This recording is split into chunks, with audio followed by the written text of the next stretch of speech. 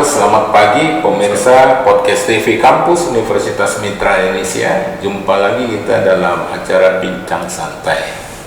Kali ini kita menghadirkan, ini luar biasa nih, dua doktor. Yang pertama adalah Dr. Armen Patria, SKP MM MKes. Beliau adalah Dekan Fakultas Kesehatan Universitas Mitra Indonesia yang baru ini alhamdulillah menyelesaikan disertasi doktornya. Jauh ini pemirsa, Jawa Timur ya. Saya panggil Pak Doktor di Kediri, Universitas Trada Indonesia pada tanggal 12 Agustus 2026 yang lalu. Yang kedua adalah Ibu Dr. Dina Haryati Sukardi, SHMH. Beliau aktif di Fakultas Hukum, yang juga adalah Kepala Bagian Kepegawaian Universitas Mitra Indonesia. Ya, pemirsa podcast di Kampus TV Universitas Mitra Indonesia, tema kita adalah menuju unggul Universitas Mitra Lampung Indonesia, tingkatkan kualitas dosen S3 dan pelayanan prima. Ya, ini Pak Dokter dan Bu Dina, ini sebelum kita mulai ke tema ini, Pak Dokter, ini yang menarik ini juga yang perlu dijelaskan kepada pemirsa podcast TV ini, karena masih hangat masih hangat di Pak Dokter disertasinya di Kediri, dan alhamdulillah itu dukungan dari Bu Rektor kita juga ya, Bu Hajah Dr. Reni Mantri ya, hadir sebagai penguji pakar eksternal. Alhamdulillah ya, hadir, dan beliau itu didampingi oleh tentunya ketua yayasan dan pengawas yayasan. Ya, Pak Dokter, ini menceritakan disertasi Pak Dokter, baik latar belakang, novelty dan sebagainya. Silakan Pak Dokter. Makasih Pak Umar. Ya. Bu Dokter Dina. Saya senang sekali pada kesempatan ini bisa diundang. Jarang-jarang juga kan. Ini bagi ilmu, bagi kayak lebih dari itu, mungkin kayak ini juga kayak artis juga di sini. Baik, saya alhamdulillah syukur saya tanggal 12 Agustus kemarin saya bisa menyelesaikan program pendidikan doktor saya pada Universitas Trada Indonesia Kediri, dan tadi sudah disampaikan adalah sebagai penguji pada ujian terbuka itu. Betul, Bu Rektor kita berkenan hadir sebagai penguji pakar eksternal. Iya. Saya bangga, senang. Hadir langsung ya? Hadir langsung. Iya, ikut Kediri offline ya. offline. Dan hadir waktu itu juga Pak Ketua Yayasan, Pak Dr. Andi Surya, kemudian pengawas Yayasan Mbak Sisi, Dr. Sisi, kemudian ada GG. Saya senang itu, luar biasa ya. Dukungan luar biasa. Ya, jadi itulah rasa syukur saya itu sebetulnya bukan hanya karena bertambahnya 2 huruf di depan saya itu ya, tetapi ini adalah suatu perjuangan yang panjang yang akhirnya mencapai hasil pada puncaknya. Puncak adalah ya bukan hanya itu tadi ya, puncak hasil itu ya tentunya dengan perjuangan yang waktu, tenaga, ya, kemudian pikiran, kesabaran, dan tentunya keteguhan hati. Dan juga saya juga bersyukur dukungan dari keluarga kan. Betul. Ya, cukup memberikan dukungan dengan sabar, melihat kesibukan saya selama proses itu. Saya kan menyelesaikan itu 2 tahun 11 bulan. Hampir 3 tahun ya, Pak Dokter ya. Jadi betapa dukungan itu, karena katanya di balik keberhasilan kita itu ada orang-orang yang di belakang. Iya, yang di belakang. Itulah. Iya, Pak Dokter. Ya, baik. Itulah rasa syukur saya, itulah yang tidak bisa saya ungkapkan gitu ya. Nah, kemudian karena ini adalah suatu perjuangan yang tertinggi, gelar akademik ya. Jadi luar biasa, capaian tertinggi dalam akademik. Nah, kemudian tadi ditanyakan oleh Pak Umar tadi terkait dengan disertasi saya. Betul. Disertasi saya itu saya ambil judul adalah model aplikasi bisik bunda. Model aplikasi bisik bunda terhadap kepatuhan kunjungan antenatal care (ANC) terhadap kepatuhan kunjungan antenatal care pada layanan puskesmas di Kota Bala. Di Kota Jadi skupnya puskesmas ya saya ambil di seluruh puskesmas. Dan mudah-mudahan dari disertasinya Pak Doktor ini, karena puskesmas Bandar Lampung bisa diangkat menjadi pilot project untuk tingkat nasional gitu ya, Pak Doktor ya. Oke, ya. Saya arahnya akan ke situ, Pak. Jadi tapi secara nasional memang belum ada gitu. bukan belum ada mungkin ya. Jadi mobil health itu kan ada ya, ada satu sehat. Tapi kan tidak spesifik kepada tidak ibu spesifik hamil, itu kepada ibu hamil. Yang menariknya itu spesifik ibu hamil itu ya Pak Dokter ya. Jadi mungkin nantinya bagaimana Bisik Bunda ini bisa kita integrasikan di dalam satu sehat.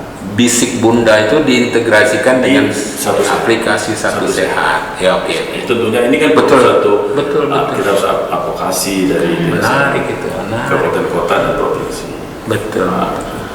Nah, jadi yang melatar belakang saya itu sebenarnya memang sejak awal saya itu dipertanyakan oleh promotor dan para penguji, kenapa sih laki-laki kok ngambil tentang pemeriksaan ibu hamil gitu. Itu jadi pertanyaan awalnya. Loh, ini kan biasanya menelitinya bidang gitu. Oh, ini bapak-bapak meneliti tentang kehamilan gitu ya. Nah, ini yang melatar belakang saya secara tidak langsung itu adalah karena saya dari tahun 2000 sampai 2010 pemegang program provinsi untuk kesehatan ibu dan anak. Jadi itu dasarnya. Saya kan memang juga Pak Dokter tuh latar belakangnya sarjana keperawatan, magister kesehatan, gitu ya Pak Dokter. Tapi dulu saya kan di Dinas Kesehatan Provinsi Lampung kan saya sebagai penanggung program itu. Apalagi itu itulah dasarnya saya. Ingin juga ada beberapa cakupan program itu yang memang masih rendah dan sulit untuk dicapai. Nah, saya melihat itulah. Yang kedua, memang saya melihat itu latar belakang itu adalah melihat angka kematian ibu dan bayi tinggi. Itu bukan hanya di Bandar Lampung ya? Secara nasional, secara global itu memang masih tinggi. Kita kan target kita itu kan dalam SDGs itu kan 2030 kan harus lebih 70 kematian per 100.000 kelahiran hidup. Kita masih tinggi. Karena kalau angka kematian ibu itu harus diukur per 100.000 kelahiran hidup. Itu yang dicapai itu kita harus 70 per 100.000 kelahiran hidup. Menarik itu. Nah, ini kita masih jauh gitu. Maaf Pak Dokter, gitu saya potong. Enggak, kalau misal MBG itu kan adalah salah satunya kan mengatasi stunting ya, mungkin begitu. Ya mungkin ada program nasional, prioritas nasional terkait soal ibu hamil, kematian ibu hamil itu barangkali gitu Pak Dokter. Itu gimana? Ada. Jadi sebenarnya kalau kita lihat di dalam untuk menekan angka kematian ibu dan bayi itu juga sudah ada programnya, ada misalnya meningkatkan kualitas SDM itu kan, jadi para tenaga kesehatan itu ditingkatkan kualitasnya, kemudian bagaimana meningkatkan akses pelayanan, jadi dibangun sampai ke ujung, mereka dibangun akses supaya jangkauan ibu hamil itu mudah terjangkau.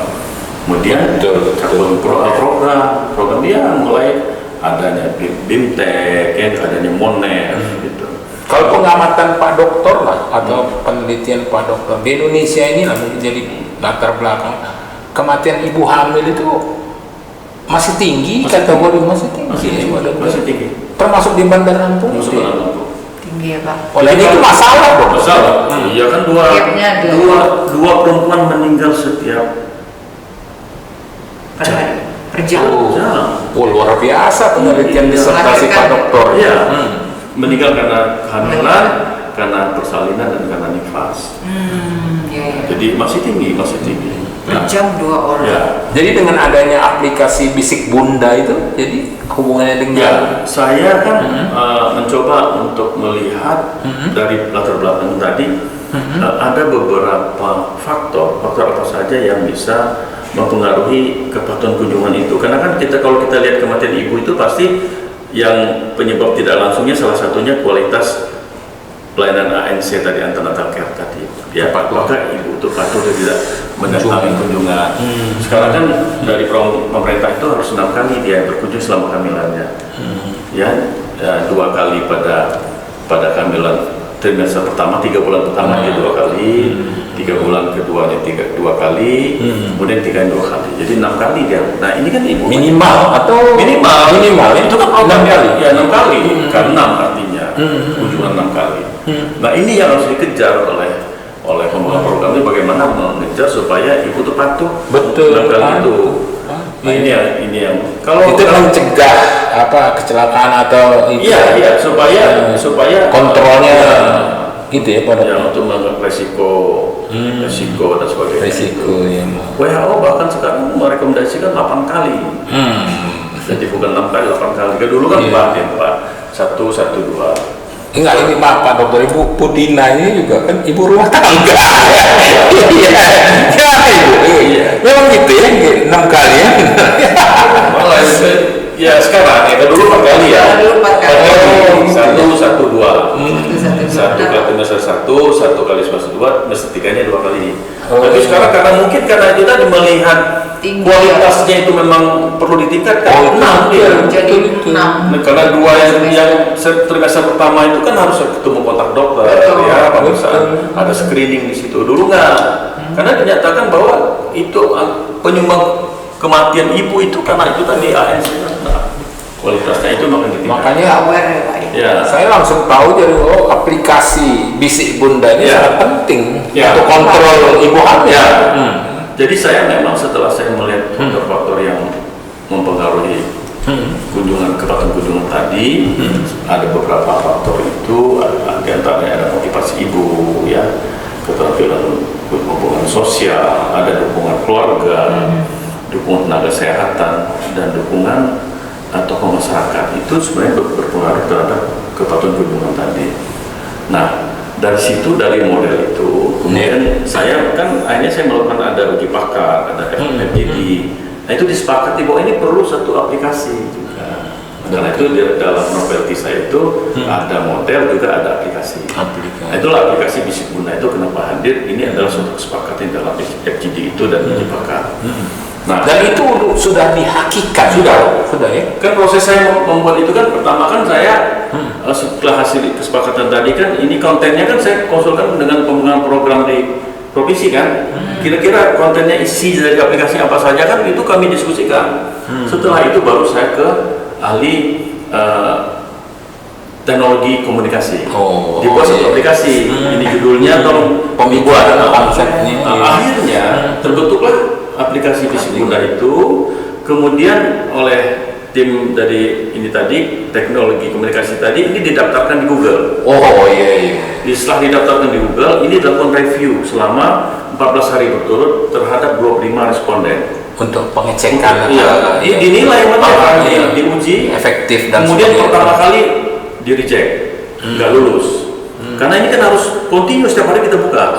Kemudian saya ulang lagi terhadap 25 responden baru, 14 hari berturut-turut harus membuka itu aplikasi itu dan lulus, dinyatakan lulus. Kemudian ini sudah rilis di Play Store. Jadi siapa saja sekarang membuka itu bisa dibuka di Google di Play Store. Jadi sekarang udah bisa dibuka. Oh menarik itu. Itu terkait Berbayar tuh Pak. royaltinya itu Pak Dokter. Gimana Umitra dalam hal ini Bu Dina menanggapinya? Apa gimana?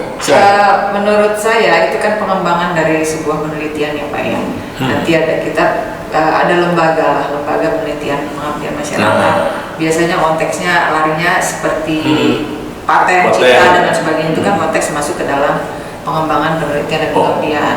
Salah satu peningkatan nilai jual universitas kita juga ya Pak ya, perguruan tinggi kita juga. Ada nilai jual, kita punya ini, ada punya itu dari segi penelitian dan pengabdiannya. Iya mudah-mudahan kita Ya, kalau kita berharap royaltinya Pak, kalau ada orang yang memakai aplikasi Bapak dan sebagainya itu pasti ada royalti. Saya memang melihat itu kan mobile health itu, jadi di kesehatan itu memang masih masih di masing-masing program ya. Ada juga puskesmas. Ya, puskesmas. Ya, ada satu sehat yang lebih besar dari satu sehat. Nah itu artinya dia tidak spesifik. Kemudian untuk kesehatan ibu dan anak itu selama ini kalau ada ibu hamil datang dia membawa buku pink itu, itulah dia datang bawa itulah bentuk bukti kontrol itu dalam buku PA. Nah sekarang kalau ini kan bisa membantu sebetulnya dengan aplikasi digitalisasi ya. Tetapi ini memang perlu artinya ada dukungan dari pemerintah ya, dan mungkin dinas kesehatan dulu lah ya, dinas kesehatan Kota Bandar Lampung, provinsi. Kalau bisa memang bisa diintegrasikan di dalam apakah puskesmas tadi masuk atau di satu sehat. Jadi dia sehingga tidak diri sendiri. Nah, ini kan perlu ada satu advokasi dari pemerintah kepada Kementerian Kesehatan supaya ini masuk di satu sehat lah gitu, minimal itu. Jadi tidak terpecah-pecah ya tadi ya. Saya berharap begitu sebetulnya. Tapi ini tetap kita jaga ini sebagai ini kita hasil karya kita. Nggak bisa kita lepaskan itu saja. Tentunya kita ada bargaining juga. Apa dari saya selaku dari Unitra juga mempunyai hak juga ya bahwa ini suatu karya saya selaku akademisi di Unitra. Terus saya juga mahasiswa Strada juga punya ini juga kan bahwa mereka juga yang menyetujui mewadahi. Jadi dua institusi ini juga harus mempunyai peran juga. Jadi kalau memang ini akan dijadikan ini, tentunya kita kan harus ada nama juga yang kita bawa. Betul. Terlepas dari itu yang pada akhir implikasinya adalah manfaat pada masyarakat ibu hamil.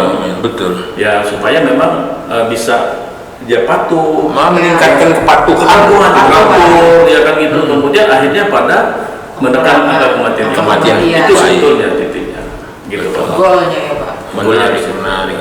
Ya artinya kalau saya ini Bu Dina nggak boleh putus asa disertasi ya, supaya bisa diimplementasinya.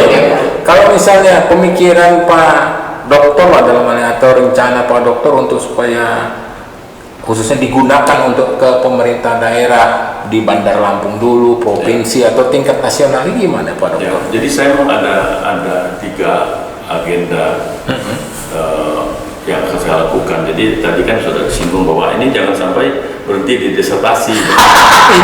Aplikasi yang sudah susun demikian, sudah diuji kan gitu kan, ada di tiba-tiba kan hilang kan, banyak ini sebetulnya banyak digital gitu yang memang udah selesai. Nah, saya ingin nanti yang pertama saya ingin advokasi ke Dinas Kesehatan Kota Bandar Lampung dan juga provinsi bagaimana hasil saya ini bisa diintegrasikan ya dengan yang ada ya digital yang lain lah gitu ya. Silakan nanti bagaimana bentuknya, syukur-syukur kalau bisa di satu sehat kan gitu. Yang kedua tentunya di institusi akademisi kayak di Unitra, saya juga nanti akan menitipkan juga kepada mahasiswa kita bahwa ini saya punya aplikasi. Betul. Nanti mahasiswa dari S1 Pusat Masyarakat, S2 atau perawatan atau masyarakat, saya punya ini loh. Jadi kan dari satu mahasiswa bisa ditularkan ke yang lain, 2 mahasiswa. Kita nggak tahu juga mahasiswa ini kan nanti mau jadi pejabat juga kan dia kan gitu. MKM kan kita kan banyak, ada kepala dinas, ada kepala puskesmas, ada juga yang direktur rumah sakit, dan mereka inilah yang membantu saya mitranya mengembangkan itu. Nah yang ketiga tentunya puskesmas itu sendiri. Jadi puskesmas yang saya katakan bahwa setelah saya melakukan uji coba udah menjadi suatu produk saya terkait dengan isi bunda ini, tentunya untuk keberlanjutannya saya nanti dimulai dengan 1 puskesmas, 2 puskesmas. Ya saya kan punya anak juga kan, nggak apa-apa KKN positif. Anak saya kan yang satu kepala puskesmas Sumber Batu. Saya titip ke dia nanti, tolong ini dikembangkan di Sumber Batu. Satu lagi anak saya kepala puskesmas di Puskesmas Palapa. Silakan dikembangkan. Nanti kan ini getuk tulang berkembang, ini yang akan saya jadikan sebagai evidence base. Jadi kan kalau kita mencakup 31 puskesmas sebelumnya, ya mulai dari mereka berdua dulu. Nah nanti temannya ada juga mahasiswa kita, saya titip nanti kayak di ini kan di Kue Halim itu kan mahasiswa kita sekarang nih, Dr. Nora. Ada juga di Gerong Air kan mahasiswa kita titip. Nah, jadi itulah nanti saya bagaimana supaya ini bisa keberlanjutan dari aplikasi ini saja. Tidak sampai di presentasi. Saya kalau apa yang disampaikan Pak Dr. Armen ini menarik nih, cuman apalagi pengembangan yang bisa digunakan kemana-mana, ke puskes, cuman jangan hanya dikembangkan, dipakai aja dari apa kita royalti tadi ya. Memang harus diurus juga royalti itu Pak Dokter ya kan. Nanti kita arahan juga dari kewirausahaan aja. Yang ngerti tentang ini ya. Tapi memang kampus itu harus begitu, Bu Dina. Ada produk yang dibuat itu termasuk apa yang Iya Pak. dibuat Ya, itu pengembangan oleh Pak Dr. penelitian Armen ini, penelitian. iya kan? Konteksnya itu. Menarik. Oh ini, ya pemirsa podcast Kampus TV Universitas Mitra Indonesia, bincang santai kita semakin menarik. Tapi nggak terasa juga waktu. Kita akan lanjutkan pada sesi kedua ya, Pak Dr. Armen dan Bu Dina, Dr. ini. Ya pemirsa, jika ingin melihat tayangan podcast Kampus TV ini dapat melihatnya di link YouTube Umitra. Jangan lupa like, share, and comment tentunya. Ya kan? Kita akan lanjutkan pada sesi selanjutnya. Jangan kemana-mana pemirsa, tetap di Podcast TV.